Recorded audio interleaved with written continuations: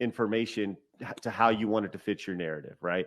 Yeah, documentaries are so unreliable on that front, dude. Right. It's like emotional manipulation theater. Mm-hmm. I don't know. You've probably seen documentaries on other subjects where it's just like you get about halfway through and kind of it's starting to not pass the smell test, even though the emotional manipulation is still there. There's a lot of that with Michael Jackson. The Michael Jackson case is interesting. There's so many like misnomers and misconceptions. There's so much misinformation around the Michael Jackson case, right? Like you'll get a lot of variants of, okay, he was acquitted of 14 counts, including 4 lesser misdemeanors in 2003. But why'd he settle that case in 1993? He must have been guilty then, right? That you get a lot of that. And of course, that is itself a misportrayal. The 2003 case, because of a California legal statute allowing for 1108 or evidence of prior bad acts to be admitted into court, essentially the 1993 case, which was settled, was illegally tried in court up to and including the mother of the 1993 accuser literally walking into the courtroom and testifying. So basically they got to try 2 cases at once. Actually, they tried more than that.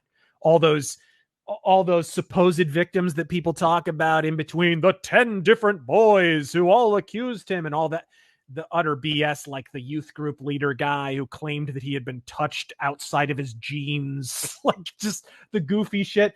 All that was heard in a court of law, and it was laughed out of the courtroom. In fact, this is another thing people don't know about Michael Jackson's case, is that it was scheduled for a certain period of time and actually ended almost 2 months early because the jury just realized how full of shit it was. And most of the evidence that you'll hear whenever people say, well, what about this? What about that? Like, for example, you remember being a kid, dude, back in the day when that news broke in 93 about the kid and, oh, they took pictures of Michael Jackson's naked body and right? That was bloody murder headlines back in the day. I remember that. And that was supposed to be the smoking gun.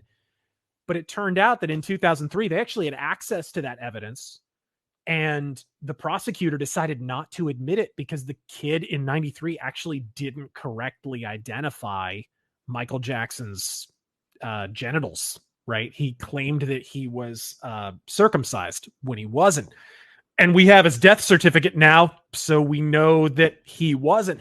So there was just there's so much misinformation around that case. But the biggest thing would be people think one case is legit and the other one maybe not. Who knows? Maybe the 2003 case was weak. Maybe they were just extorting him.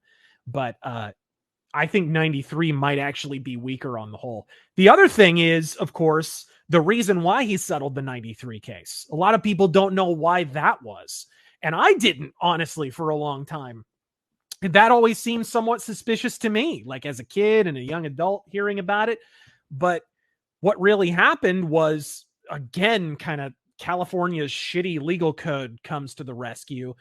Apparently, in California, when you sue someone in civil court, right? So for just damages or whatever, you can actually have that civil case ahead of the criminal one. So if somebody gets accused of sexual abuse, then you can convene a civil trial ahead of the criminal one. So basically the person has to defend themselves twice, meaning they basically have to give their whole defense away the first time. Meaning, if Michael Jackson defends himself in 93, like saying, oh, well, I wasn't there on that particular day. Here's my itinerary for the day. I can prove I wasn't there. Well, now in the second criminal case, the prosecutor can just say, oh, hey, by the way, we changed the date, right? They can literally change their whole. So Michael would have been given away his whole defense. So rather than give that away, he settled the civil case. And as a term of that, he said, you can cooperate with a criminal case. We'll go forward with that so I can defend myself in criminal court and get clear of this. But what happened was, once the family got the money, they took it and fucking ran, and they stopped cooperating with police because that basically was they didn't give a shit about any of that.